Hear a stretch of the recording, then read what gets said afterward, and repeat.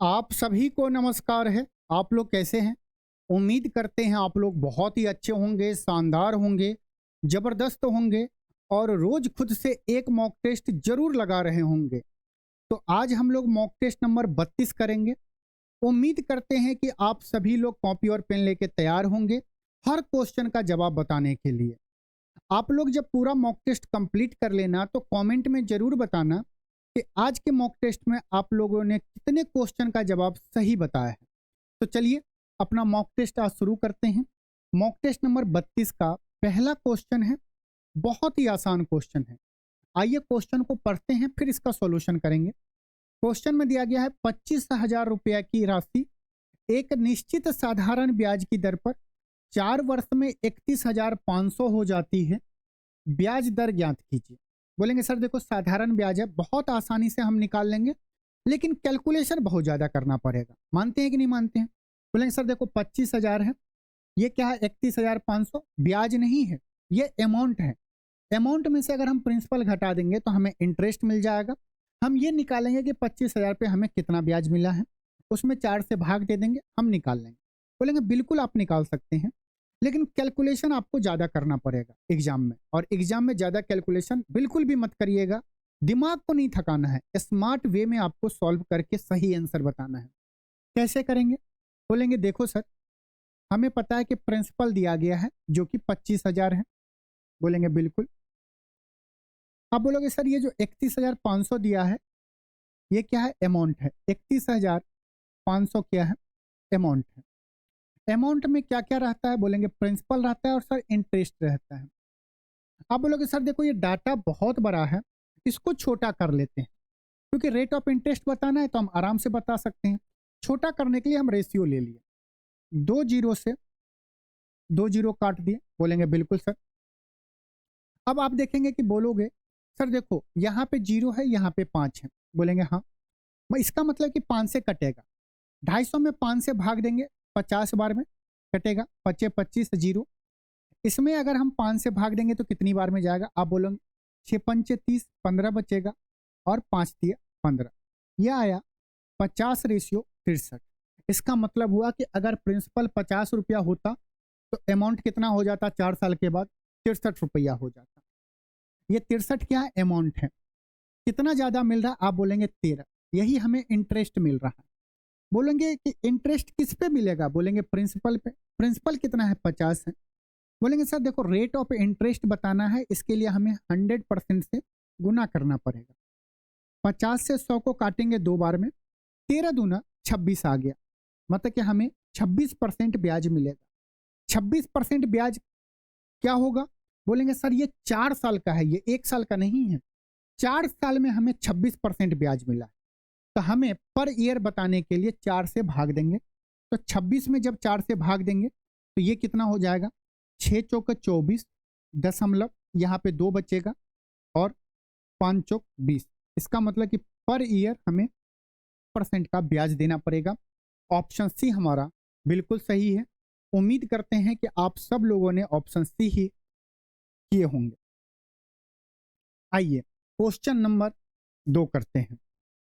Question number 2 में दिया गया है कि राम ने एक कंपनी के शेयर में 42,000 का निवेश किया। उसने सभी शेयरों का 1/3 भाग 10% के लाभ पर बेच दिया। उसने शेष शेयरों को 10% की हानि पर बेचा। राम को कितनी हानि हुई ये बताना है, बताइए।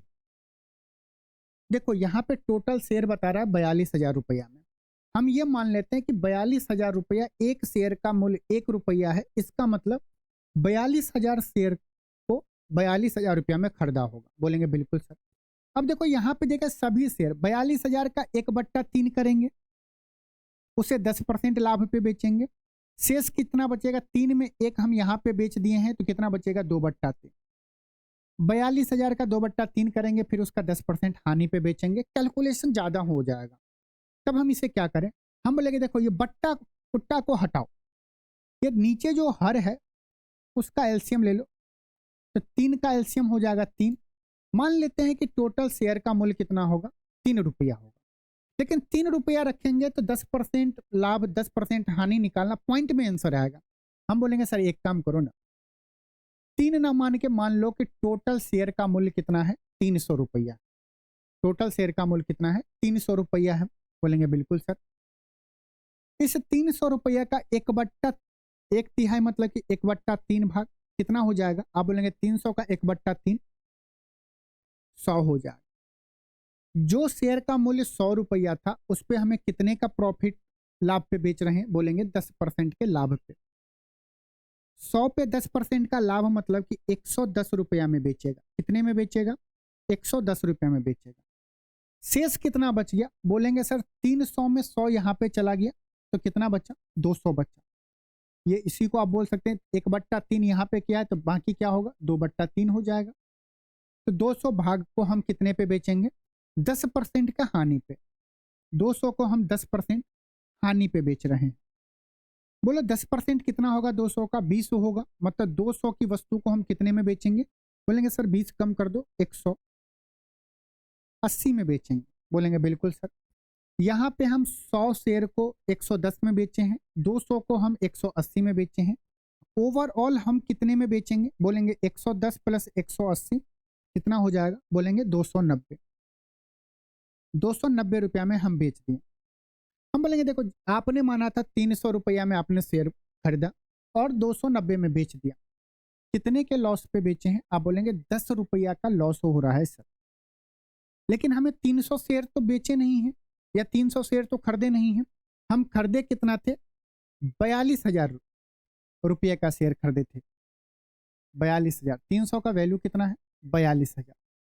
बोलेंगे सर ये कितना गुना है?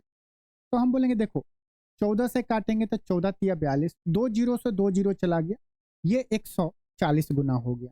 इसका मतलब कि 10 रुपये का लॉस नहीं हुआ है। ये भी कितना गुना हो जाएगा? 140 गुना। तो 10 का 140 गुना कितना हो जाएगा? 1400। हमें कितने का हानि हो रहा है? 1400 रुपया का हानि हो रहा है। ऑप्शन सी हमारा बिल्कुल सही है। चलते हैं नेक्स्ट क्वेश्चन। आइए इस क्वेश्चन को करेंगे। बहुत आसान क्वेश्चन है। दिया गया एक त्रिभुज एबीसी में कोण बी 90 डिग्री, कोण सी 45 डिग्री है और डी जो है एसी का मध्य बिंदु है। यदि एसी बराबर 4√2 इकाई है तो बीडी का माप ज्ञात कीजिए। इस क्वेश्चन का जवाब आप एक बार जरूर ट्राई करिएगा और बताइएगा आपको कितना टाइम लगा है। आइए पहले इस क्वेश्चन को समझ लेते हैं।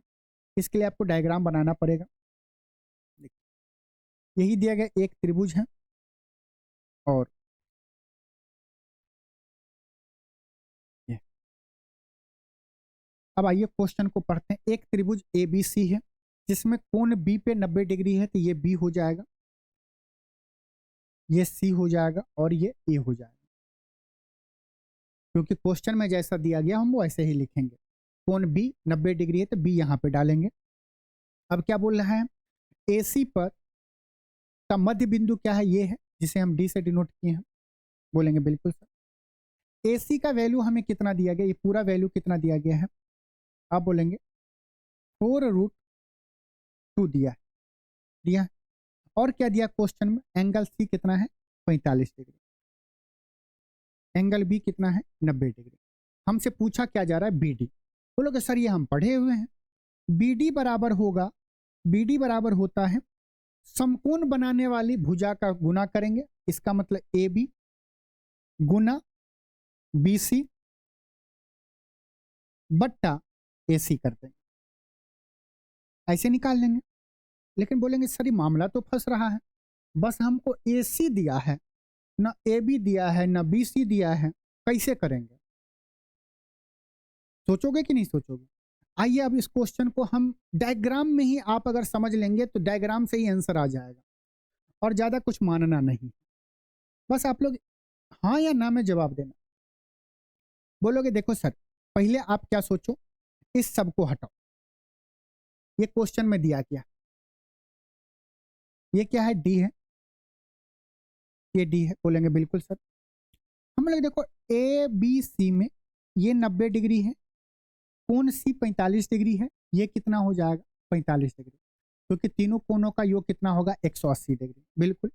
सर देखो, अगर दो कोण का वैल्यू इक्वल होगा तो इसके सामने वाली भुजा भी बराबर होंगे, मतलब कि ये साइड इस साइड के बराबर हो जाएगा। बोलेंगे बिल्कुल सर। अब जैसे ही ये साइड बराबर हो गया, तो यहां से अगर हम इस मिड पॉइंट को मिलाएंगे तो ये जो एंगल बी है ये भी बाइसेक्ट होगा और ये 90 डिग्री हो जाएगा। ये क्या होगा? 90 डिग्री हो जाएगा। और जो डी है एसी को इक्वल पार्ट में विभाजित करेगा। बोलेंगे बिल्कुल सर, ये थ्योरम तो हमें याद आ रहा है, याद है मुझको।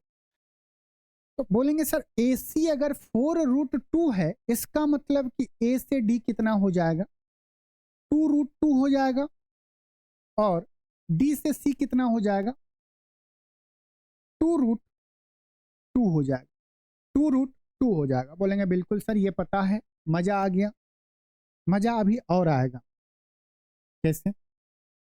देखो ये 90 डिग्री है, इसको बाइसेक्ट कर रहा है ना, एंगल बाइसेक्ट कर रहा है, मतलब ये 45 डिग्री हो जाएगा। बोलेंगे हाँ सर, ये 45, ये 45, ये परपेंडिकुलर, ये 90 डिग्री है। बोलेंगे बिल्कुल सर। अब देखो सर, ये 45 डिग्री, ये 45, और कोण इक्वल है तो भुजा क्या होंगे? बराबर होंगे। इसका मतलब कि B D equal to DC हो जाएगा। होगा कि नहीं होगा? बोलेंगे हाँ सर। इसका मतलब कि DC का जो वैल्यू होगा वही क्या होगा? BD का होगा। DC कितना है? 2√2, तो BD भी कितना होगा? 2√2। उम्मीद करते हैं कि आपको BD का वैल्यू निकल गया है 2√2। ऑप्शन बी आपका बिल्कुल सही है। एक बार फिर से जरूर इस कॉन्सेप्ट को देखिएगा और खुद से एक बार सॉल्व करिएगा। आइए नेक्स्ट क्वेश्चन चलते हैं। करिए इस क्वेश्चन को। याद है मुझको तूने कहा था। बताइए, क्वेश्चन में दिया गया है किसी मूलधन पर 10% वार्षिक ब्याज की दर पर दूसरे वर्ष का चक्रवृद्धि ब्याज 154 रुपया प्राप्त होता है। मूलधन ज्ञात कीजिए। देखो, दूसरे वर्ष और 2 वर्ष में डिफरेंस है। दूसरे वर्ष मतलब कि बस सेकेंड ईयर का ब्याज मिला है। अब 2 वर्ष बोलता है, इसका मतलब first year plus second year का ब्याज। दूसरे वर्ष दिया गया मतलब सेकेंड ईयर का हमें ब्याज मिला है। रेट ऑफ इंटरेस्ट कितना दिया गया? 10%। 10% का फ्रैक्शन कितना होता है? आप बोलेंगे 1/10 होता है। 1/10 होता है, मतलब 10 पे 1 का ब्याज मिला है। तो जब हमें सेकेंड ईयर का ही बचते तो 10 और प्लस 1 जोड़ेंगे तो क्या होगा? सेकेंड ईयर का इंटरेस्ट आएगा। सेकेंड ईयर का इंटरेस्ट आएगा कितना? 10 और 1 11। तब प्रिंसिपल क्या हो जाएगा? नीचे में क्या है? आधार क्या है? 10। 10 का स्क्वायर 100 कर देंगे। बोलेंगे ठीक। इसका मतलब प्रिंसिपल अगर 100 होगा तो हमें सेकेंड ईयर में ब्याज कितना मिलेगा? 11 रुपया मिलेगा। 100 रुपया प्रिंसिपल होगा तो 11 रुपया मिलेगा। फिर से बता दें, जब सेकेंड ईयर का ब्याज दे तो जो रेट दिया गया उसका हम फ्रैक्शन करेंगे। 10 और 1 अंश और हर को जोड़ेंगे तो कितना आया? 11। सेकेंड ईयर का CI आ गया। सेकेंड ईयर का CI 11 आ गया। हर में क्या है? 10। 10 का स्क्वायर करेंगे 100, ये कितना हो जाएगा? प्रिंसिपल हो गया। ठीक है, प्रिंसिपल अगर 100 होगा तो सेकेंड ईयर का CI कितना होगा? 11 होगा। लेकिन बोलेंगे देखो सर, क्वेश्चन में तो 11 ना दे के 154 दिया है। 11 का कितना गुना है? आप बोलेंगे 14 गुना है सर, है कि नहीं? 11 से भाग देंगे, एक बार में 44 बचेगा, 4 बार में जाएगा। तो प्रिंसिपल 100 नहीं होगा, ये भी कितना होगा? 14 गुना 1400 होगा। प्रिंसिपल कितना होगा? 1400 होगा। ऑप्शन कौन सा सही है? ऑप्शन ए हमारा बिल्कुल सही है। चले नेक्स्ट क्वेश्चन पे। आप लोग लाइक नहीं कर रहे हो, मजा नहीं आ रहा है कि आप लोग क्वेश्चन में लीन है? क्वेश्चन के साथ साथ आपको लाइक भी कर देना है, कमेंट करते रहना है, और चैनल पे नहीं है तो चैनल को भी सब्सक्राइब जरूर करिएगा अगर सॉल्यूशन पसंद आ रहा है।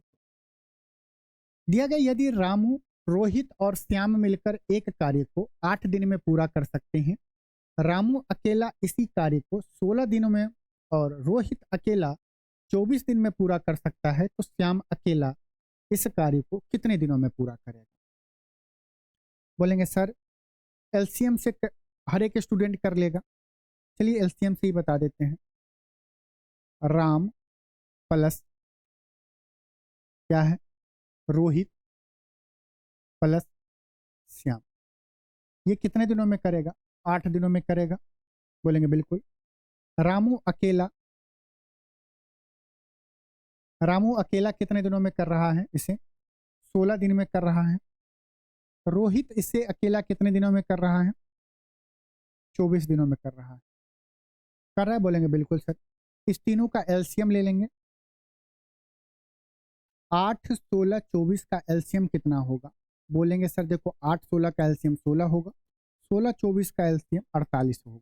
होगा, बोलेंगे बिल्कुल। राम, रोहित और क्या है, श्याम, तीनों मिलकर 8 दिनों में 48 यूनिट काम कर रहा है। इसका मतलब कि रोज कितना यूनिट काम करेगा, 6 यूनिट। क्या है, रामू 16 दिन में 48 कर रहा है, तो एक दिन में कितना करेगा, 16 या 48। रोहित 24 दिन में 48 मिनट काम कर रहा है, एक दिन में कितना करेगा, 2 यूनिट करेगा। सबका इफिशियंसी पता चल गया। बोलेंगे देखो सर, रोहित का इफिशियंसी 2 है, रामू का इफिशियंसी 3 है, और तीनों मिला के इफिशियंसी कितना है, 6 है। इसका मतलब कि श्याम का इफिशियंसी कितना होगा, 1 होगा, तभी तो 3 + 2 + 1 कितना होगा, 5। तो श्याम को कितना टाइम लगेगा, टोटल वर्क कितना है, 48 डिवाइडेड बाय, श्याम एक दिन में 1 यूनिट कर रहा है, तो 48 यूनिट काम करने में कितना दिन लगेगा, 48 दिन लगेगा, 48 दिन लगेगा। ऑप्शन डी हमारा बिल्कुल सही है ना। लिखना पड़ रहा है कितना। अगर आप ये क्वेश्चन को पढ़ लेते तो मैं चाहता हूं एक मेथड आपको यहाँ पे और बता दूं। देखो, रामू अकेला 16 दिन में और रोहित अकेला 24 दिनों में कर रहा है। हम अगर पूछे R A Ramu, R O Rohit, उसी काम को साथ मिलके कितने दिनों में करेंगे, तब बोलेंगे सर आप बताए, 16 × 24 करेंगे और इस दोनों को जोड़ देंगे। इस दोनों को जोड़ेंगे तो कितना हो जाएगा, 40 हो जाएगा, बोलेंगे बिल्कुल सर। ये हो जाएगा 8 × 5 = 40, 8 × 3 = 24 आ गया। 16 × 48 / 5, अगर 5 से भाग दें, दोनों ऊपर नीचे 2 से गुना कर देंगे तो 96 आ जाएगा, 96/10। इसका मतलब 9.6 डे में, 9.6 डे में रामू और रोहित मिलके करेगा कार्य, और तीनों मिलके 8 दिनों में कर रहा है। तो श्याम कितने दिन में करेगा, बोलेंगे सर देखो, तीनों मिलके 8 दिन में कर रहा है, रामू और रोहित मिलके 96 दिन में कर रहा है, 9.6 डे बोलेंगे, 96 डे नहीं, 9.6 डे बोलेंगे, डिवाइडेड बाय दोनों के दिन का अंतर। 9.6 में से 8 घटाएंगे तो क्या होगा, 1.6 हो जाएगा। ये कितनी बार में कटेगा, बोलेंगे 6 बार में।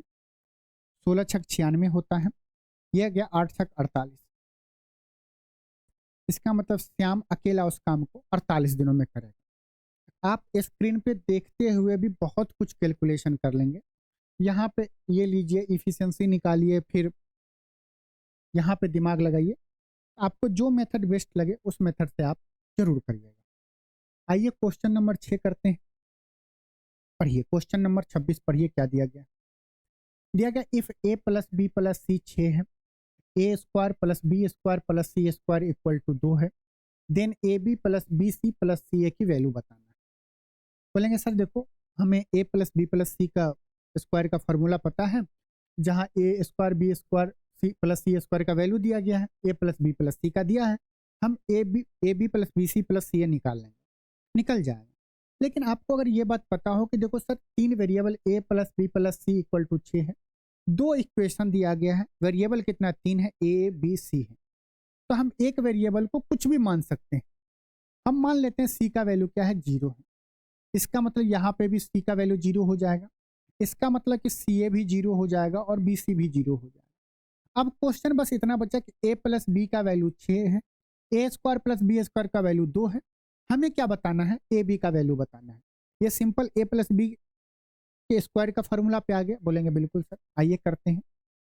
a + b के होल स्क्वायर का फॉर्मूला क्या होता है, अब लोग ये होता है a² + b² + 2ab होता है, बोलेंगे बिल्कुल सर। ए प्लस बी का वैल्यू 6 है तो 6 का स्क्वायर 36 हो जाएगा, बोलेंगे बिल्कुल। ए स्क्वायर प्लस बी स्क्वायर का वैल्यू 2 है तो ये 2 इस साइड आएगा तो क्या होगा, माइनस का हो जाएगा, बराबर 2ab। 36 में से 2 गया 34, और 34 में जब 2 से भाग देंगे तो 17 हो जाएगा। ये 17 क्या आया, ए बी का वैल्यू, और हमें ए बी ही निकालना था। ऑप्शन डी हमारा बिल्कुल सही है। आएगा वहां से भी, लेकिन वहां पे फॉर्मूला भी बहुत लंबा लिखना पड़ेगा, और हर एक वहां पे सेकंड का इंपॉर्टेंस होता है एग्जामिनेशन हॉल में। आइए क्वेश्चन को करते हैं। एक शंकु की त्रिज्या 7 सेंटीमीटर और तिर्यक ऊंचाई 25 सेंटीमीटर है तो इसके वक्र पृष्ठ का क्षेत्रफल ज्ञात कीजिए। क्या बोल रहा है, कर्व सरफेस एरिया बताइए। क्या होता है शंकु का, कोण का क्या होता है, कोण का कर्व सरफेस एरिया क्या होगा, सी ए से क्या होगा, बोलेंगे सर ये पता है पाई आर एल होगा, होगा। आप अगर गौर से देखोगे तो देखो पाई में क्या है, 11 है। 11 तो कटेगा नहीं क्योंकि यहाँ पे 7 है, यहाँ पे 25 है, बोलेंगे बिल्कुल सर। तो हमारा आंसर क्या होगा, 11 से कटना चाहिए। 500 क्या 11 से कट रहा है, नहीं। 225 कट रहा है, नहीं। 22 कट रहा है, 5 नहीं कट रहा है। 450 भी नहीं कट रहा है। अगर यहीं पे 440 होता तो कटता। एक ही ऑप्शन है, टिक लगा देते हैं, ठीक है। पर आइए करते हैं। पाई का वैल्यू कितना है, 22/7 गुना आर त्रिज्या कितना है 7, और स्लांट हाइट त्रियक ऊंचाई कितना है 25 सेंटीमीटर है। 7 से 60 कट गया। अब 22 गुने 25 करेंगे, 2 डिजिट का हो गया, थोड़ा सा टाइम लगेगा। आप समझो 22 में 11 गुने 2 है, 2 25 को दे देंगे तो 50 हो जाएगा। 50 गुने 11, इसका मतलब कि 11 गुने 5 करेंगे तो 55, और 1 जीरो चिपका देंगे। ये हो गया 550 सेंटीमीटर स्क्वायर। ऑप्शन ए हमारा बिल्कुल सही है। तो कुछ क्वेश्चन में आपको स्मार्ट अप्रोच भी लगाना पड़ेगा, कम समय में ऑप्शन का इस्तेमाल भी करना पड़ेगा। आइए इस क्वेश्चन को करते हैं। दिया गया नीचे दिए गए चित्र का अवलोकन करें और समलंब चतुर्भुज पी क्यू आर एस का क्षेत्रफल ज्ञात कीजिए। डायग्राम दिया गया है क्वेश्चन में, एग्जाम में आपको दिया गया है। पी क्यू आर एस का हमें क्या बताना है, एरिया बताना है। पी आर का वैल्यू 15 सेंटीमीटर है, पी क्यू का वैल्यू 9 सेंटीमीटर है, एस आर का लेंथ कितना है 8 सेंटीमीटर। अगर आप गौर से देखेंगे तो ये देखेंगे, देखिए सर ये 90 डिग्री है। या आप ऐसे बोलेंगे, देखो सर ये 15 है, ये 9 है। आपको ट्रिपलेट याद है, 3 4 5 है। ये देखिए 9 क्या है, 3 का 3 गुना है 9। 15 क्या है, 5 का 3 गुना है, ये 15 हो गया।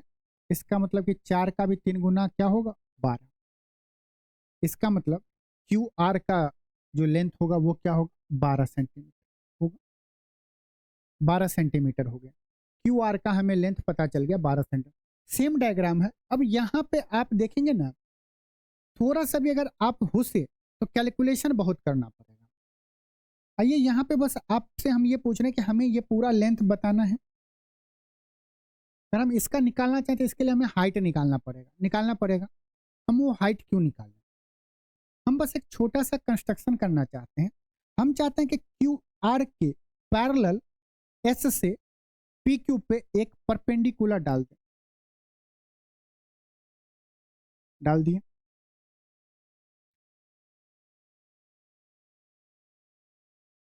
चलिए, जिसका वैल्यू हम नाम दे देते हैं।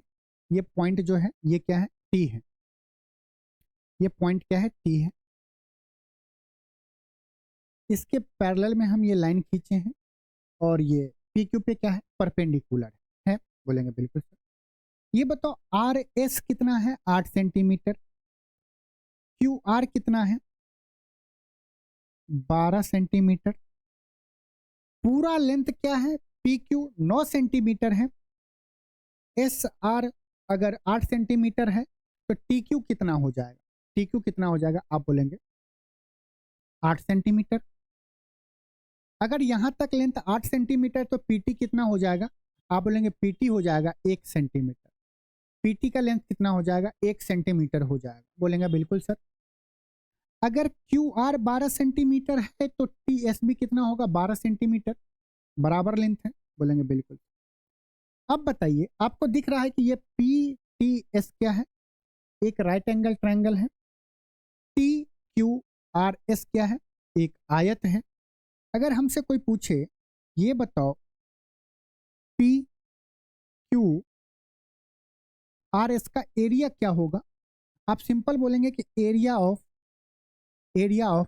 P T S triangle P T S जमा area of rectangle T S R Q. क्या होगा? टी एस आर क्यू होगा। यहां तक में अगर किसी को कोई दिक्कत है तो कमेंट करके जल्दी से पूछिए कि क्या होगा। ठीक है, बोलेंगे हाँ सर, यहां तक में कोई दिक्कत नहीं है। पीटीएस कैसा है? ये राइट एंगल ट्रायंगल है। क्या होगा? Half into base. बेस क्या है? एस टी है। हाइट क्या है? पीटी है। बोलेंगे ये हो जाएगा हाफ इंटू, दिख रहा है बिल्कुल, हाफ इंटू बेस कितना है? 12, हाइट कितना है? 1, प्लस ये आयत का एरिया क्या होता है? लंबाई गुने चौड़ाई। लंबाई क्या है? 12 सेंटीमीटर। चौड़ाई कितना है? 8 सेंटीमीटर। 12 गुने 8, यही होगा। ये क्या होगा? 2 से इसको काटेंगे 6, तो 6 प्लस 12 8 96, 6 प्लस 96 कितना होगा? 102 सेंटीमीटर स्क्वायर। ऑप्शन डी हमारा बिल्कुल सही है। एक बार फिर से जरूर देखिएगा, नहीं तो आप अगर हाइट निकालने गए वहां से भी हो जाएगा, लेकिन थोड़ा सा मामला क्या होगा? फंसेगा। फिर 8 9 को जोड़ेंगे, हाइट करेंगे, यहां से आप दिख रहा है। वैसे समलंब चतुर्भुज पैरेलल लाइन को जोड़ देंगे, इनटू हाइट करेंगे, तो 9 समानांतर लाइन ये है, 9 प्लस 8 करेंगे गुना 12 करेंगे डिवाइडेड बाय 2 करेंगे, लेकिन वो आपको दिख नहीं रहा होगा हाइट, तो थोड़ा सा दिक्कत होगा। आइए इस क्वेश्चन को करते हैं। दिया गया find the arithmetic mean of 36 53 50, ये डाटा दिया गया, इसका हमें एवरेज बताना है। अर्थमेटिक मीन या एवरेज हम बोले, तो एवरेज हम निकालना कैसे करेंगे? बोलेंगे देखो सर 34 35 36, बोलेंगे सर इस सबको जोड़ देंगे, डिवाइड बाय हम क्या करेंगे? जितना है 1 2 3 4 5 6 7 8 9 10, टोटल को जोड़ के 10 से भाग देंगे, हमें एवरेज आ जाएगा। आ जाएगा।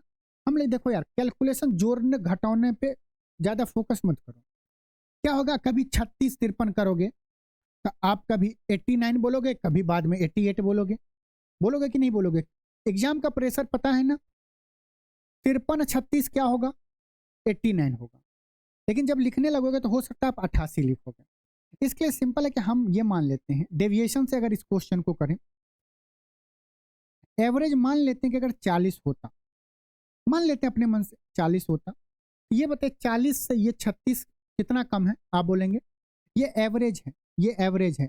अगर इसमें से हम घटा दें, हम मान लिए एवरेज, ऐसे करिए, हम मान लेते कि एवरेज कितना है? एवरेज कितना है? 40 है, मान लेते हैं। अब डेविएशन से करने का मतलब कि 36 जो है 40 से कितना कम है? बोलेंगे माइनस का 4 कम है। 53 कितना ज्यादा? बोलेंगे प्लस का 13 ज्यादा है। 50 कितना ज्यादा है? एवरेज से कितना ज्यादा है? बोलेंगे 10 ज्यादा है। 43 कितना ज्यादा है? प्लस 3 ज्यादा है। 57 कितना ज्यादा है? 17 ज्यादा है। 50 कितना ज्यादा है? प्लस 10 ज्यादा है। 40, देखो 40 से 40 ये 0 ज्यादा है। 35 कितना कम है? बोलेंगे 35 जो है सर 5 कम है। 39 कितना कम है? 1 कम है एवरेज से। और 34 एवरेज से कितना कम है? 6 कम है। ठीक है, यही आया डेविएशन से। बोलेंगे बिल्कुल सर। देखो ये क्या है? 6 5 11 1 12, 12 और 4 16, ये माइनस का 16 आ गया है। माइनस का 16 आ गया है। माइनस का 16 ये क्या होगा 13 प्लस 3 16, माइनस का 16 और प्लस का 16 तो कैंसिल हो जाएगा। अब देखो क्या बचेगा, आप बोलोगे ये बच गया है 10 17 और 10, ये क्या होगा 10 और 10 20 और 17 37, 37 आया। टोटल कितना मार्क्स था, ये प्लस का 37 आया। टोटल कितने नंबर है 10 हैं, 10 से भाग दे देंगे, ये कितना आया 3.7 प्लस का आया। प्लस इंडिकेट कर रहा है हम जितना एवरेज माने थे उससे 3.7 ज्यादा होना चाहिए। इसमें जोड़ देंगे 3.7, ये कितना हो जाएगा 43.7। ऑप्शन डी हमारा बिल्कुल सही है। अगर आप इसे जोड़ने जाते तो थोड़ा सा टाइम लगता, आंसर तो आता। टोटल का सम कितना आ जाता 437, डिवाइड बाय 10 करते तो 43.7 आता। लेकिन डेविएशन से आपको क्या होगा, वैल्यू छोटा हो जाएगा और प्लस माइनस कट रहा है। देखने कितना आसान से आप कट गया। आइए क्वेश्चन नंबर नेक्स्ट। दिया गया यदि sine x minus 5 cos x बराबर 2√6 कॉस एक्स है तो कॉट एक्स का मान बताइए क्या होगा। अब आप सिंपल सोचिए, देखो हमें कॉट एक्स बताना है, साइन और कॉस के फॉर्म में दिया गया है। सर कॉट एक्स क्या होता है, बोलेंगे ये होता है कॉस एक्स बट्टा साइन एक्स होता है। मन ही मन में आप ये सोच लोगे, इसका मतलब कि हम दोनों साइड में अगर साइन एक्स से भाग देंगे तो कोई दिक्कत नहीं। आप बोलेंगे देखो सर जब हम इसमें भाग देंगे साइन एक्स तो यहाँ पे 1 हो जाएगा, माइनस ये हो जाएगा 5 कॉस एक्स बट्टा साइन एक्स, ये हो जाएगा कॉट एक्स हो जाएगा, इक्वल टू 2√6 कॉस एक्स बट्टा साइन एक्स, कॉट एक्स हो गया, कॉट एक्स हो गया। बोलेंगे बिल्कुल सर। अब एक ध्यान दो, ये कॉट एक्स वाला इस साइड जाएगा, ये हो जाएगा 1 equal to cot x common ले लेते हैं, क्या बचेगा 5 प्लस 2√6 बचेगा, यही बचेगा। बोलेंगे बिल्कुल सर। तो कॉट एक्स क्या हो जाएगा, बोलेंगे सर इस वैल्यू को इधर लेंगे तो 1/5 प्लस 2√6 यही होगा। लेकिन एग्जामिनर को नीचे बट्टा में ये ऐसा टर्म देखें ना रूट तो ज़्यादा पसंद नहीं आता, इसके लिए आप परमेकरण कर दीजिए। ये क्या होता है, जो बीच में साइन है ना उसको उलट दीजिए, प्लस है तो माइनस, तो ऊपर नीचे 5 माइनस 2√6 से गुना कर दीजिए और नीचे भी 5 माइनस 2√6 से गुना कर दीजिए। गुना करने पर कोई ऐसा नहीं क्योंकि ये तो कट जाएगा तो 1 ही हो जाएगा। इससे फायदा क्या होगा कि देखिए 5 प्लस 2√6 ए प्लस बी इंटू ए माइनस बी क्या होगा, ए स्क्वायर माइनस बी स्क्वायर होगा। ए क्या है 5, 5 का स्क्वायर 25, √6 इंटू 2 का स्क्वायर क्या होगा 2 का स्क्वायर 4, √6 का स्क्वायर 6 होगा, 6 चौक 24। नीचे में क्या हो जाएगा 25 में से 24 घटाएंगे, ऊपर में क्या होगा 5 माइनस 2√6 हो जाएगा। 25 में से 24 जाएगा 1, तो ये क्या बचेगा 5 माइनस 2√6। कौन सा ऑप्शन सही है, ऑप्शन बी हमारा बिल्कुल सही, 5 माइनस 2√6। आइए क्वेश्चन नंबर हम लोग 11 करते हैं। जितना लंबा क्वेश्चन दिख रहा है अगर समझ जाएंगे तो एक लाइन में इसका आंसर आप बता सकते हैं। क्वेश्चन में दिया गया सुहास 104 किलोमीटर प्रति घंटा की औसत चाल से यात्रा करते हुए बिंदु ए और बिंदु बी के बीच की दूरी को 7 घंटे में तय कर सकता है। इसका मतलब कि बिंदु ए से बिंदु बी तक सुहास ट्रेवल करता है। अब देखो 104 गुने 7 मतलब टोटल डिस्टेंस निकल जाएगा कि सुहास 104 किलोमीटर प्रति घंटा की स्पीड से 7 घंटे चल रहा है। स्पीड क्या, डिस्टेंस क्या होगा स्पीड इनटू टाइम, मतलब टोटल ए और बी के बीच में इतना डिस्टेंस है। बोलेंगे बिल्कुल सर। इसको यहाँ पे लिख लें 104 गुने 7 फुल डिस्टेंस है। बोलेंगे बिल्कुल सर। आगे बोल रहा है उसने शुरुआती 4 घंटे के दौरान 118 किलोमीटर प्रति घंटा की औसत चाल से यात्रा की। यदि वह यात्रा के शुरू होने के समय से कुल 8 घंटे में अपने गंतव्य पर पहुंचना चाहता है तो शेष यात्रा के दौरान उसकी औसत चाल कितनी होगी। आइए इस वाले लाइन को समझते हैं। देखो, बोला जा रहा है कि सुहास ने 7 घंटे में 104 किलोमीटर के स्पीड से गया, मतलब टोटल डिस्टेंस पता चल गया। बोला जा रहा है कि वह अब अगले कंडीशन में कि वो टोटल डिस्टेंस को 8 घंटे में ट्रेवल क्या करता है, पहुंचना चाहता है, जिसमें वो स्टार्टिंग के 4 घंटे 4 आवर में कितने के स्पीड से, 118 के स्पीड से गया है। 118 के स्पीड में अगर टाइम कर देंगे तो इतना डिस्टेंस गया है। बाकी जो डिस्टेंस बचा है उसको वो 4 घंटे में ट्रेवल करेगा, क्योंकि टोटल उसको 8 घंटे में ट्रेवल करना था। 4 घंटे यहाँ पे कर लिए तो बाकी डिस्टेंस को वो 4 घंटे में कवर करेगा। तो हमसे पूछा जा रहा है कि बाकी जो डिस्टेंस होगा उसको किस स्पीड से ट्रेवल करेगा कि 4 घंटे में पहुंच जाएगा। तो मान लेते हैं कि वो स्पीड x होगा, मान लेते हैं वो स्पीड क्या होगा, x किलोमीटर पर घंटा होगा। बोलेंगे बिल्कुल सर। तो हम ये बोल सकते हैं कि 118 किलोमीटर प्रति घंटा के स्पीड से 4 घंटे में इतना डिस्टेंस जाएगा, स्पीड गुने टाइम जमा x के स्पीड से 4 घंटे जाएगा। ये कुल डिस्टेंस ट्रेवल कर लेगा 118 गुने 4 प्लस x गुने 4। जितना डिस्टेंस ये है उतना ही डिस्टेंस 104 गुने 7 होगा, ये इक्वल हो जाएगा। बोलेंगे हाँ सर ये तो इक्वल हो जाएगा, क्योंकि दोनों जगह पे डिस्टेंस है इक्वल ही है। अब देखो 104 गुने 7 या 118 गुने 4 मत करने लगना। देखो यहाँ पे 4 है, यहाँ पे 4 है। 104 भी क्या है, 4 से कट रहा है, लास्ट का 2 डिजिट 4 से कट रहा है। तो 4 से भाग देंगे तो ये क्या होगा, 4 दूनी 8, 24 बचेगा, 6 चौक 24 गुना 7 होगा। यहाँ पे क्या बचेगा, 118 प्लस x बचेगा। 118 इस साइड आएगा तो माइनस का 118 हो जाएगा, बराबर x आ जाएगा। अब आप एक बार अगर ऑप्शन को गौर से देखेंगे तो बोलेंगे कि ऑप्शन का यूनिट डिजिट 2004 है, अलग अलग है। देखो 7 छक 42, क्या बचेगा, यूनिट डिजिट पे 2 आएगा, यहाँ पे यूनिट डिजिट पे 8 है, 2 में से 8 घटेगा, मतलब कि यूनिट डिजिट पे 2 है तो एक कैरी कहीं से लेंगे तो 12 में से 8 जाएगा तो कितना बचेगा, 4। मतलब हमारा आंसर वो सही होगा जिसका यूनिट डिजिट क्या होना चाहिए, 4 होना चाहिए। एक ही ऑप्शन में है, ऑप्शन डी हमारा बिल्कुल सही हो जाएगा। कैलकुलेशन कैसे करेंगे, 7 छक 42 का 2 हासिल 4, 7 दूनी 14 4 18, 182 माइनस 118, ये आया x का वैल्यू। x क्या है, स्पीड है, बाकी रेस्ट पार्ट को जो कर रहा है। अब देखो अगर 182 में से हम 120 घटाते तो कितना होता, बोलते 62 होता। 2 तो अननेसेसरी घटा रहे हैं, घटाना 118 था तो 62 में 2 जोड़ देंगे तो 64 हो जाएगा। ये क्या आया, x, मतलब कि इसका स्पीड कितना हो जाएगा, बाकी को 64 किलोमीटर प्रति घंटा के स्पीड से बाकी के डिस्टेंस को वो ट्रेवल करेगा, तभी 4 घंटे में पहुंच सकता है। आइए इस क्वेश्चन को करिए। एक फल विक्रेता के पास कुछ संतरे थे, वह उनमें से 60% संतरे बेच देता है, फिर भी उसके पास 380 संतरे बच जाता है। तो आरंभ में उसके पास कितने संतरे थे। सिंपल क्वेश्चन है।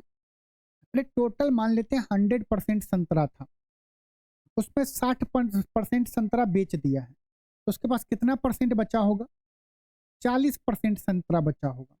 जबकि क्वेश्चन में दिया गया है कि ये 380 बचा हुआ, 40% का वैल्यू कितना, 380 हो जाएगा। हमसे पूछा जा रहा है कितना, 100%। पहले उसके पास संतरा कितना था, बोलेंगे ये 0 से 0 कट गया। 4 का ये कितना गुना है, 25 गुना, 25 चौका 100। 38 का भी ये क्या होगा, 25 गुना होगा। अब देखो गुना करेंगे तो गुना कैसे करेंगे ये भी आपको पता होना चाहिए। सिंपल बोलेंगे 25 गुने 8, 25 अट्ठा 200 का 1 0, हासिल कितना 20 होगा। 25 तिया 75, 75 प्लस 20 कितना होगा, बोलेंगे सर 95। हमारे पास कुल सेब कितना था, संतरे 950। फिर से बोले 25 अट्ठा 200, हासिल कितना होगा 20, 25 तिया 75, 75 और 20 कितना होगा 95। तो 950 संतरे उसके पास कुल थे, जिसमें 60 संतरे बेचने के बाद 380 बचे। आइए नेक्स्ट क्वेश्चन करिए, बताइए इस क्वेश्चन का जवाब क्या होगा। आप इस क्वेश्चन को कर लेते हैं तो हम समझ जाएंगे कि आप लोग क्वेश्चन को पढ़ के क्वेश्चन के लैंग्वेज को समझने का कोशिश करते हैं। Otherwise most of the student option B लगा देगा, बोलेगा वाह सर, आएगा घर पे ई का भाग लो हो, ये आंसरवा गलत है। काहे जी? काहे कि आप क्वेश्चन सही से नहीं पढ़े हैं। बोला जा रहा है कि थीटा जो है प्रथम चतुर्थांश में नहीं है और दिया गया साइन थीटा 4/5 है। एग्जामिनर आपको ये चेक करना चाहता है कि आपको कोऑर्डिनेट त्रिकोणमिति का जो बेसिक होता है ये बात पता है कि नहीं पता है। क्या बात? ये बात कि यहाँ पे एक बात तो पढ़ेंगे, ऑल कोऑर्डिनेट में ऑल स्कूल टू कॉलेज होता है। बस हम साइन की बात करेंगे। इसका मतलब कि ये फर्स्ट क्वाड्रेंट है, ये सेकेंड क्वाड्रेंट है, ये थर्ड क्वाड्रेंट है, ये फोर्थ क्वाड्रेंट है। अरे मॉक टेस्ट है तो क्या हो गया, आपका रिवीजन तो होगा। हम थोड़ी कि हम हवाबाजी में आपको बता देंगे देखो भाई ये है, माइनस कर देना आंसर आ जाएगा। इससे आपको कोई फायदा होगा? तब यही फायदा होगा। तो मॉक टेस्ट बहुत सारी जगह पे आपको मिल जाएंगे, आएंगे आंसर कराएंगे। वो पूरा डिटेल इसलिए नहीं बताते कि फिर जब आपको क्लास बेचना होगा तब कैसे बेचेंगे। अभी आपको जब तक कंफ्यूजन में नहीं रखेंगे तब तक आप कैसे उनका क्लास खरीदेंगे। यही होता है मॉक टेस्ट। हम मोस्ट ऑफ द देखे हैं, बात को समझिए, आप देखिएगा कहीं पे। ये हुआ फर्स्ट क्वाड्रेंट, ये सेकंड क्वाड्रेंट, ये थर्ड क्वाड्रेंट, ये फोर्थ क्वाड्रेंट। यहाँ पे ऑल जो त्रिकोणमिति रेशियो है वो प्लस में होंगे। ऐसा मतलब कि साइन और कॉसेक प्लस में होगा, यहाँ पे टेन कॉट प्लस में होगा, बाकी सब चार क्या होंगे निगेटिव। यहाँ पे कॉस और सेक प्लस में होगा, बाकी सब निगेटिव में होंगे। बोला जा रहा है कि यहाँ पे साइन थीटा क्या प्लस 4/5 मतलब प्लस है, लेकिन प्रथम चतुर्थांश में फर्स्ट क्वाड्रेंट में नहीं है। और आपको पता है कि साइन या तो यहाँ पे प्लस में होगा या सेकेंड क्वाड्रेंट में प्लस में होगा। अगर फर्स्ट क्वाड्रेंट में साइन नहीं है, इसका मतलब साइन थीटा किस में होगा? सेकेंड क्वाड्रेंट में होगा। आइए जब ये बात समझ में आ गया कि साइन अगर सेकेंड क्वाड्रेंट में, इसका मतलब कि इसमें क्या होता है सेकेंड क्वाड्रेंट में, इस साइन और साइन का उल्टा कॉसेक ही प्लस होगा, बाकी सब क्या होगा निगेटिव होगा। बाकी जैसे कॉस थीटा हो गया, सेक थीटा हो गया, टेन थीटा हो गया और कॉट थीटा हो गया, ये क्या होगा निगेटिव होगा। और साइन थीटा और उसका उल्टा कॉसेक थीटा क्या होगा प्लस होगा। ये बात समझ में आ गया? बोलेंगे हाँ सर। ये देखो P है, ये क्या है H है। P/H होता है परपेंडिकुलर बाय हाइपोटेनस होता है। बोलेंगे बिल्कुल सर। हमें क्या बताना है? कॉस। कॉस के लिए बेस बाय हाइपोटेनस बताना है। ये ट्रिपलेट आपको नहीं दिख रहा है, 4 5 तो बेस कितना होगा 3, P क्या होगा 4, H क्या होगा 5 होगा। लेकिन यहाँ पे आपको ये समझना है कि यहाँ पे कॉस थीटा निगेटिव में होगा। आप सिंपल क्या करिएगा, कॉस थीटा का वैल्यू निकालिएगा, क्या होता है बेस बाय हाइपोटेनस। जो सिंपली निकालते हैं वो निकाल लीजिए, तो बेस कितना हो जाएगा 3, हाइपोटेनस 5 हो जाएगा। अब क्वाड्रेंट आपको समझ में आ गया कि ये सेकेंड क्वाड्रेंट में है, कॉस की बात कर रहा है तो कॉस निगेटिव में होगा, -3/5। ऑप्शन डी हमारा बिल्कुल सही होगा।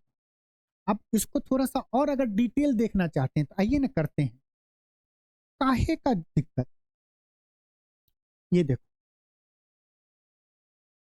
ये हो गया। बोलेंगे हाँ सर। हम मान लेते ये एक त्रिभुज है ABC है। ये पता चल गया कि ये क्या है सेकेंड क्वाड्रेंट में है। सेकेंड क्वाड्रेंट में क्या होता है ये देखो 4, परपेंडिकुलर AB क्या है परपेंडिकुलर, हाइपोटेनस 5 है। ठीक है, ये एक्स एक्सिस होता है, ये वाई एक्सिस होता है, ये क्या होगा -x एक्सिस। मतलब इस लाइन पे जो भी वैल्यू आएगा वो निगेटिव में होगा। बोलेंगे हाँ सर। ये देखो ये 5 है 4 है, ट्रिपलेट तो पता ये 90 डिग्री है, तो 3 4 5 होगा। ये 5 है, ये 4 है, ये 3 होगा। 3 होगा लेकिन कैसा होगा -3 होगा।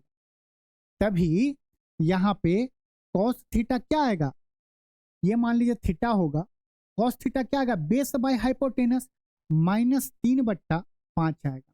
अगर हमें यहीं पे पूछ लेता क्या tan थीटा पूछ लेता।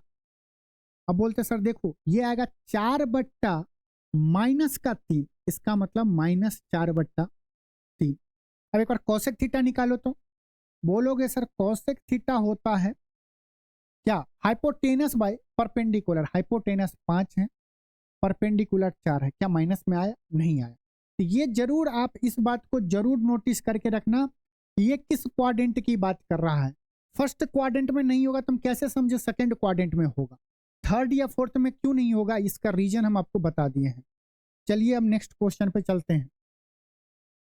देखिए दिया गया है ABCD एक समांतर चतुर्भुज है जिसमें कोण AX + 20 डिग्री है और C क्या है 3x - क्या है 10 डिग्री है। बस एक प्रॉपर्टी अगर आपको पता हो जाए तो ये क्वेश्चन बन जाएगा। ये क्या है, मान लो ना पैरेललोग्राम है A B।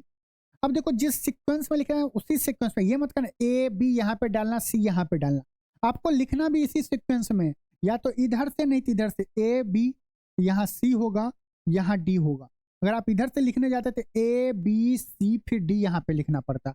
आप अलग अलग मत लिखना, जा पढ़ना स्टार्ट करना जैसे लिखा हुआ। बोला जिसमें कोण A दिया गया है, कोण C दिया गया है, तो x का वैल्यू देखो पैरेललोग्राम में आमने सामने की भुजा क्या होते हैं, एंगल इक्वल होते हैं।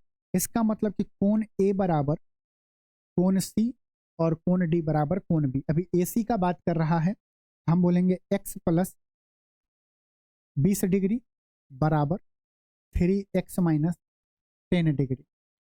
-10 इधर आएगा, ये इधर जाएगा, तो x बराबर कितना होगा बोलेंगे सर, बोलो ना। ये हो जाएगा, इधर आएगा तो 30 डिग्री डिवाइडेड बाय 2, ये आएगा 15 डिग्री। कौन सा ऑप्शन सी हमारा बिल्कुल सही है। आप डायग्राम नहीं भी बनाते तो आप ये देख लेते हैं ए और सी, बोलते ए से स्टार्ट करते हैं A B C, मतलब बी का ए का सामने कौन सा एंगल होगा, एंगल सी। इस दोनों को इक्वेट कर देते हैं। आइए बताइए 20,000 की राशि पर 8% वार्षिक ब्याज की दर से 2 वर्ष का चक्रवृद्धि ब्याज ज्ञात कीजिए यदि ब्याज की गणना वार्षिक चक्रवृद्धि आधार पर की जाती है। सिंपल है, 8% इंटरेस्ट है, 2 वर्ष में बताना है, बता देंगे। बोलेंगे सर देखो ओवरऑल निकाल लो ना, 2 साल में हम कितना परसेंट ब्याज देंगे। बोलेंगे सर चक्रवृद्धि ब्याज में तो सक्सेसिव लगता है, बोलेंगे हाँ सर। 8% का सक्सेसिव क्या होगा, बोलेंगे सर देखो x + y + xy/100 करके हम निकाल लेंगे। हम लोग ऐसे मत निकालो, 8 का स्क्वायर करो 64, 2 डिजिट पहले दशमलव डालो, डाल दिया, 8 का डबल करो 16, 16.64% हम 2 साल में ओवरऑल इतना ब्याज देंगे। इतना ब्याज किस पे देंगे, 20,000 पे देंगे, 20,000 पे देंगे। कितने पे देंगे, ज्यादा जीरो लिख दिया भाई, हो गया ना 20,000 गुना 16.64, परसेंटेज हटाएंगे तो 2 गो जीरो, 1 गो दशमलव हटाएंगे तो फिर 2 गो जीरो डालना पड़ेगा। 4 गो जीरो से 4 गो जीरो हट गए, 1664 का डबल, 1600 का डबल 3200, 64 का डबल 128, तो 3328 आप ऐसे कर लेना। डबल मौखिक करना चाहो ना, 4 का 8, 6 का 12, 6 का 12 1 13, 1 का 2 गुना 2 1 3, ये क्या होगा, आपको ये 8 दिख रहा होगा ना, ये होगा 3328। कौन सा ऑप्शन है,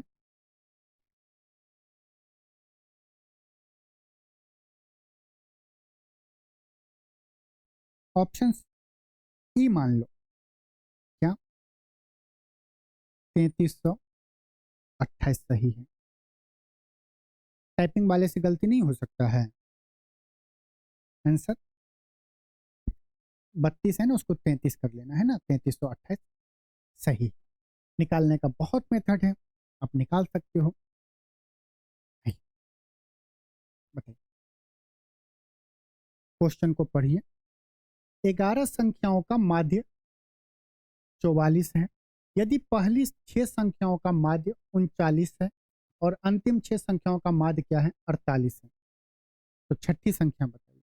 ये देखिए केस क्या दिया गया, टोटल 1 से लेके 11 तक संख्या है, 1 से लेके 11 तक क्या है संख्या है, जिसका एवरेज कितना है 44, क्या है जिसका एवरेज कितना है 44 है।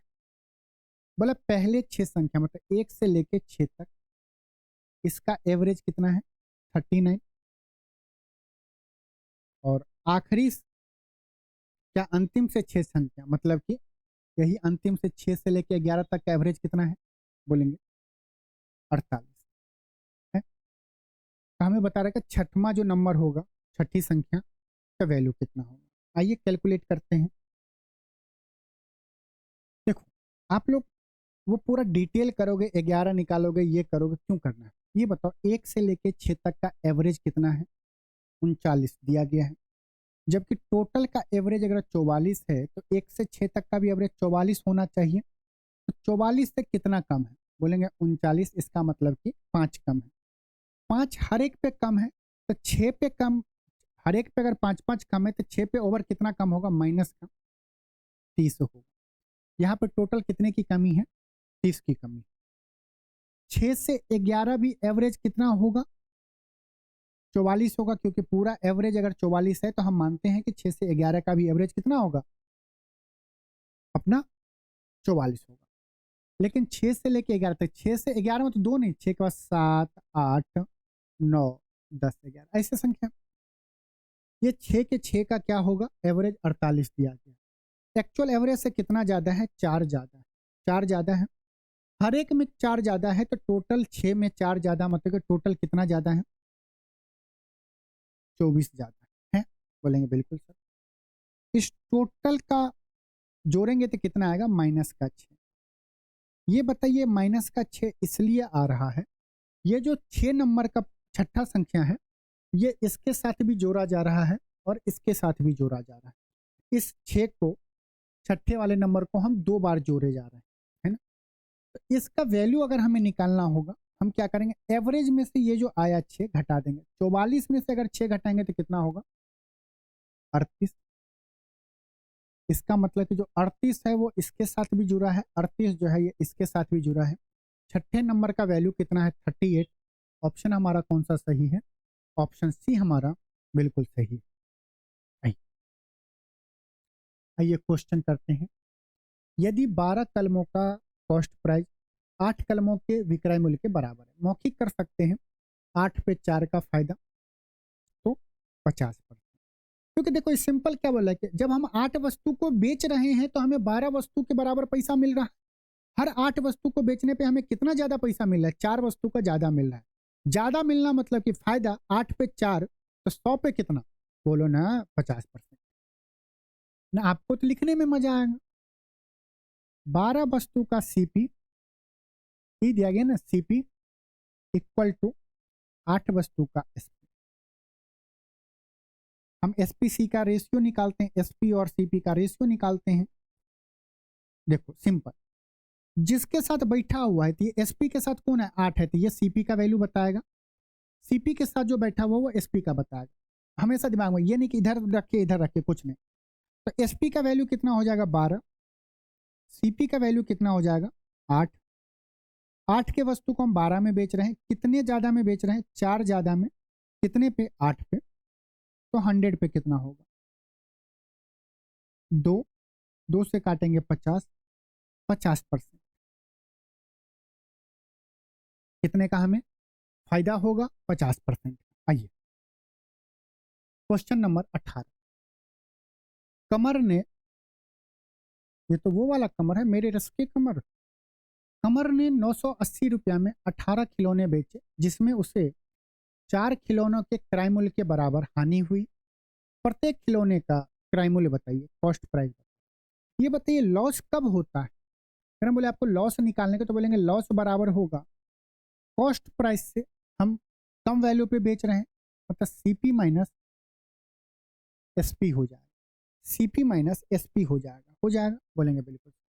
हमें जो हानि हो रहा है क्या हो रहा है, 4 खिलौने के कॉस्ट प्राइस के बराबर हानि हो रहा है। मान लेते हैं एक खिलौने का कॉस्ट प्राइस एक्स होगा तो 4 खिलौने का कॉस्ट प्राइस कितना होगा?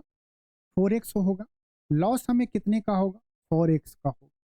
इक्वल टू 18 खिलौना बेचता है, 18 खिलौना खरीदा होगा, 18x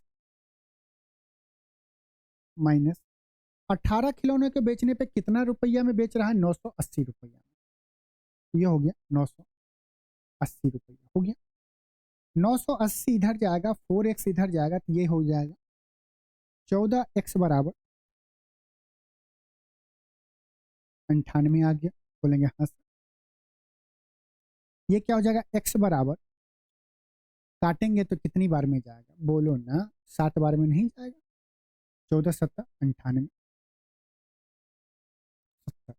मतलब एक खिलौने का हम x जो माने थे वो क्या था? मूल्य था एक खिलौने का। x बराबर क्या हो गया? 70 रुपया। एक खिलौने का कॉस्ट प्राइस कितना होगा? 70 रुपये। ज्यादा नहीं सोचना है, मैं सही बता रहा हूँ। रेशियो लो, ये वैल्यू लो, बोले क्यों करना है? सिंपल है ना। लॉस बराबर CP minus SP. Loss 4x के बराबर, सीपी 18x, एसपी 18 वस्तु का हम मूल्य लिख दिए हैं, तभी x का वैल्यू डायरेक्ट निकाल लेंगे। अब यहाँ पे भी अगर आपने 18 कर दिया कुछ तो मामला गंभीर हो जाएगा, दो दो वेरिएबल आ जाएंगे। देखिए, दिया गया किसी वस्तु को 16% लाभ और 12% हानि पर बेचने पर प्राप्त राशियों का अंतर 70 रुपया है। तो वस्तु का कॉस्ट प्राइस बताइए। अगर 100% हम सीपी मानते हैं तो 16% का लाभ और 12% का हानि, इसके बीच का अंतर कितना है? तो देखो, जब लाभ और हानि होना तो सिंपल इसको जोड़ दो। 12 और 16 कितना होगा? बोलेंगे 28। 28% का वैल्यू कितना है? 70 है। तो 4% का वैल्यू कितना हो जाएगा? अरे 7 से भाग दे देंगे तो 10 आ गया। आ गया।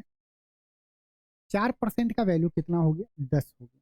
हम सीपी तो 100% मानते हैं, 100% का वैल्यू बताना है। 4% का 100% कितना गुना? 25 गुना।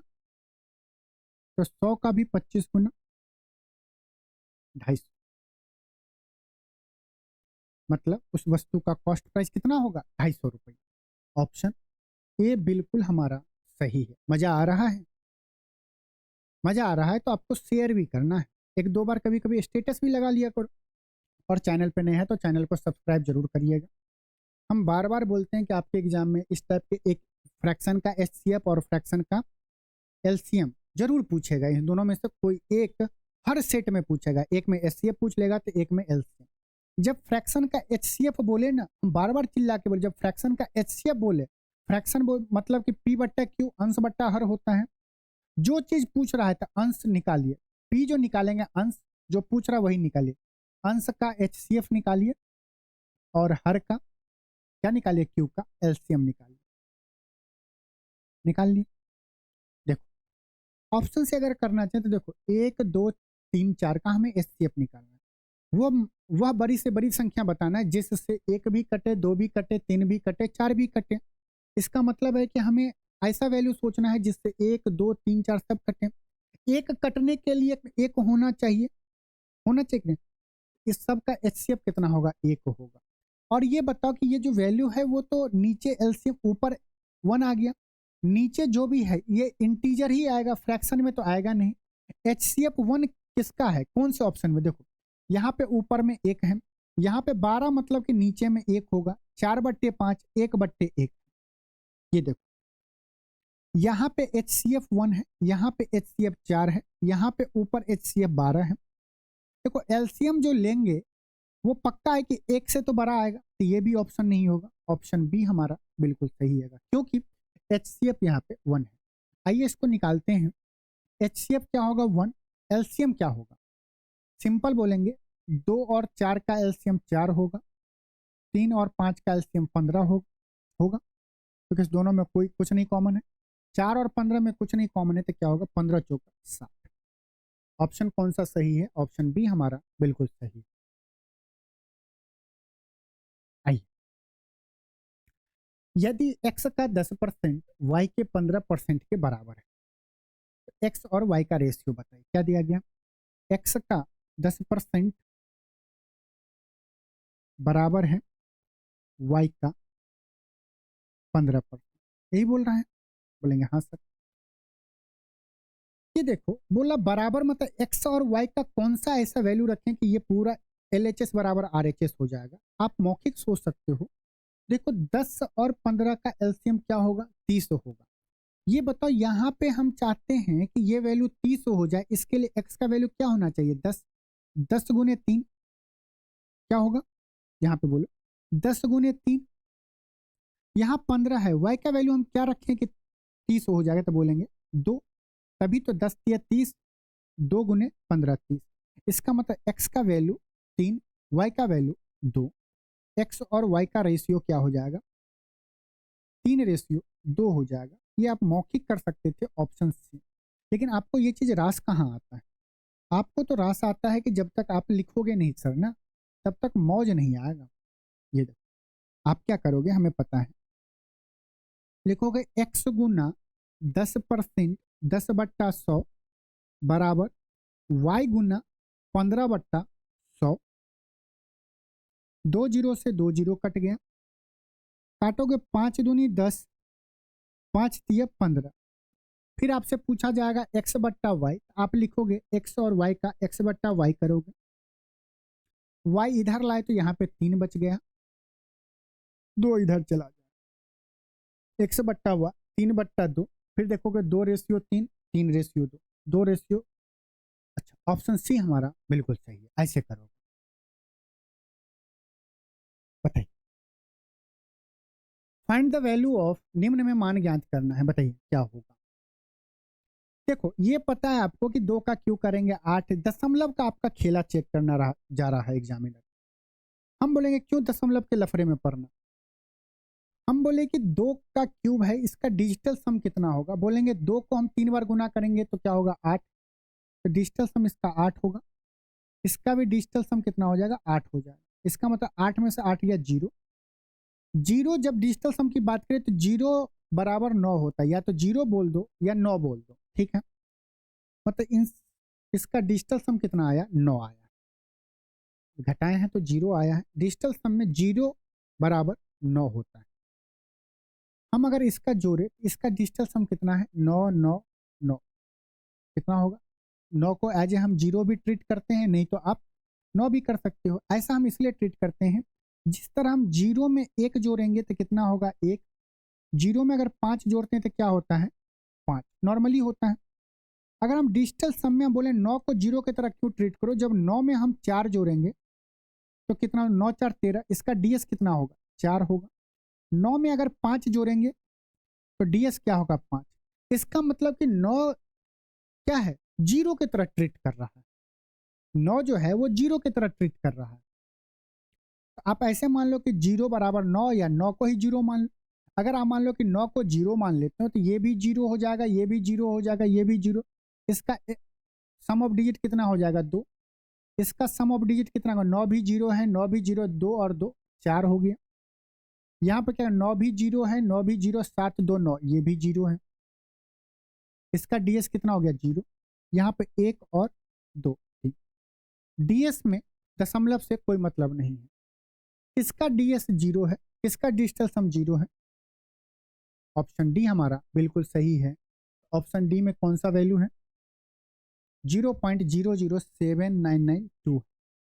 या अगर आप 9 मान के चलते हैं तो आप बोलते हैं कि 9 3 27 और 2 कितना हो जाता 29, तो 9 2 11। इसका डीएस कितना हो जाएगा डिजिटल सम 2 हो जाएगा। इसका डिजिटल सम कितना हो जाएगा 3 हो जाएगा।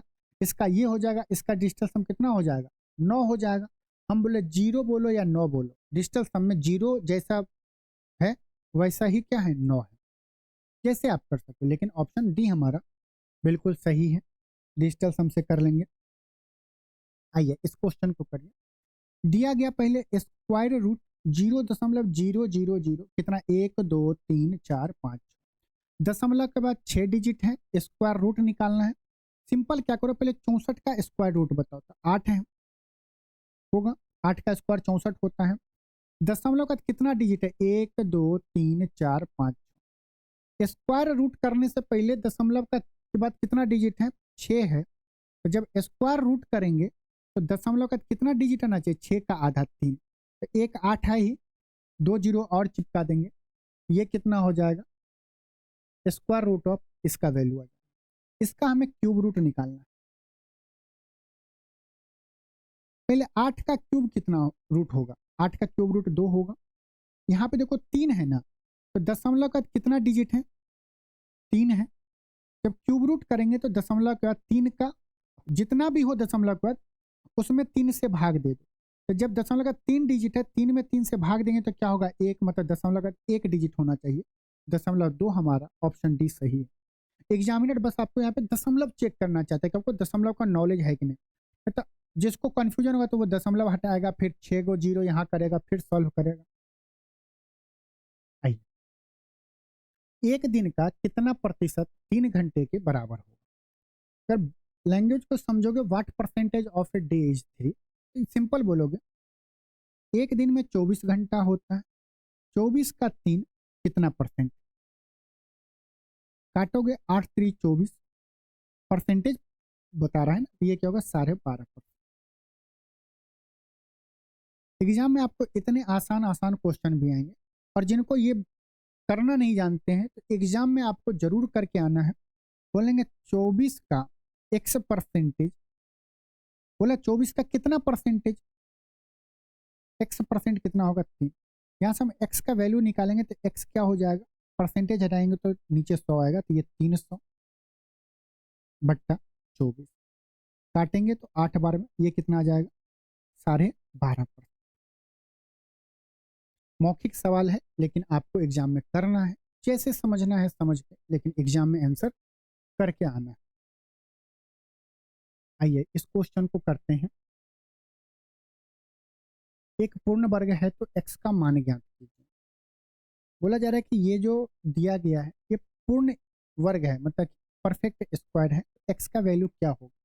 आप अगर गौर से देखोगे तो ये देखोगे, इसको अगर हम a मान लें, ये क्या हो जाएगा a, ये a हो गया। अगर हम 0.04 को b बोल दें तो ये क्या होगा, b हो गया, हो गया। आपको ये दिख रहा है कि a square plus a into x plus b square है, ठीक। परफेक्ट स्क्वायर बोलने के लिए हमें क्या करना रहता है, a प्लस बी का होल स्क्वायर करना रहता है, बोलेंगे सर बिल्कुल।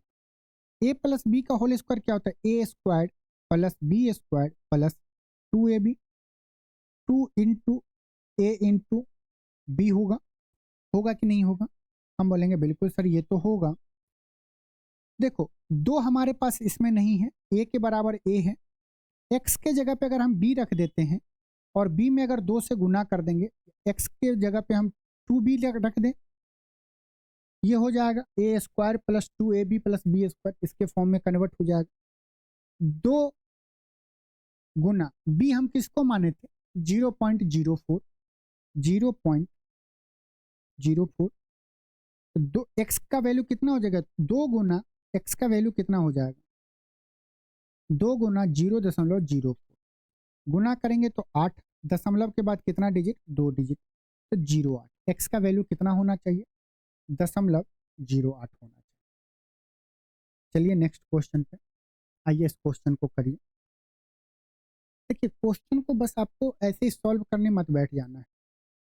क्वेश्चन देखिए कि ये क्या कुछ ऐसा तिक्रम बना पा रहे हैं जिससे कि कैलकुलेशन कम हो। आप बोलेंगे कि सर देखो ये हमें दिख रहा है कि अगर हम इसको a मान लें, इसको अगर b मान ले, तो ये दिख रहा है sir a square minus b square, नीचे में क्या a माइनस बी है। a square minus b square का फॉर्मूला हमें पता है, क्या होता है a minus b into a plus b. नीचे हमें इंतजार कर रहा है a माइनस बी, ये पता है a माइनस बी से a माइनस बी कट जाएगा, रिजल्ट क्या आएगा, a प्लस बी आएगा। बोलेंगे बिल्कुल सर। a का वैल्यू कितना है, 119.5 जमा 116.4, यही है 116.4 है। ये देखो जब हम दशमलव के बाद वाली चीज को जोड़ेंगे तो क्या आएगा, 0.9 आएगा। किस ऑप्शन में दशमलव का, तो 9 है, बी में नहीं है, सी में नहीं है, 2 ऑप्शन में है, मौखिक कर लेंगे। अगर मान लो ये 116 होता है, ये भी 119 की जगह 116 होता, तो ये क्या होता, 232.9 होता। लेकिन ज्यादा है ना, तो 232 से ज्यादा आना चाहिए, तो 217.9 है। एक ही ऑप्शन हमारा सही होगा। आप अगर इसे सॉल्व करेंगे तो 0.9 आ जाएगा, ये क्या आएगा, 235 आएगा, 235.9। मैटर नहीं करता कि आप यहाँ पे जोड़ कैसे कर रहे हो, मैटर ये करता है कि आप ऑप्शन का कैसे इस्तेमाल करो। क्योंकि इतना जोड़ने में अगर आपका 5-6 सेकंड भी जा रहा है तो अननेसेसरी जा रहा है। आप बिना सेकंडों में गुजारे हुए आप इसका आंसर लगा सकते हैं। आइए देखिए, क्वेश्चन बहुत बड़ा है, बताइए इस क्वेश्चन का सॉल्यूशन क्या होगा। यदि a बराबर √4 दिया गया है तो निम्नलिखित का मान ज्ञात कीजिए। √9 प्लस 25a प्लस √64, दिखने में कितना बड़ा लग रहा है, अरे कुछ नहीं बोल रहा है। 9 का स्क्वायर रूट कितना होगा, 3। √4 का स्क्वायर रूट कितना होगा, 2। एक जगह 2 रखेंगे तो 25 दूनी 50। √64, 64 का स्क्वायर रूट कितना होगा, 8। ये हो गया 50, 8 3 11 61। बस आपसे जोर कर रहा था, वो आपको अपने भावनाओं में बहलाना चाहता था। नेक्स्ट क्वेश्चन, निम्नलिखित का मान ज्ञात कीजिए। अगर आपका कैलकुलेशन सही होगा तो हम डीआई में आप देखेंगे, बहुत मजा आएगा आपको, और डीआई आपको पूछेगा ही पूछेगा। तो डीआई का हम चाहते हैं कि एग्जाम से एक हफ्ता पहले हर टाइप के डीआई का, हर लेवल के डीआई को हम लोग 2-4 दिन कंप्लीट प्रैक्टिस करेंगे। अगर आप चाहते हैं कि डीआई का अलग से प्रैक्टिस हो जाए मॉक टेस्ट के रूप में, जिसमें कम से कम हम लोग 10 डीआई एक बार में कर लेंगे या 5 डीआई करेंगे, आप कमेंट में जरूर बताना। देखिए इस क्वेश्चन को करेंगे, गुना करके आ जाएगा आंसर। लेकिन देखो यहाँ पे 13.5, यहाँ पे 13.5 है। 13.5 अगर हम कॉमन ले लेंगे तो यहाँ पे क्या बचेगा, 4.6, और यहाँ पे क्या बचेगा, 5.4 बचेगा। 4.6 और 5.4 कितना हो जाएगा, 10। ये हो गया 13.5 गुना 10, ये वैल्यू कितना आएगा, 135। कौन सा ऑप्शन, ऑप्शन बी हमारा बिल्कुल सही है ना। अब गुना करने जाएंगे, 13.5 गुने 4.6 करेंगे तो टाइम लगेगा। एग्जाम में पूछेगा तो आपको इसी अप्रोच से करना है।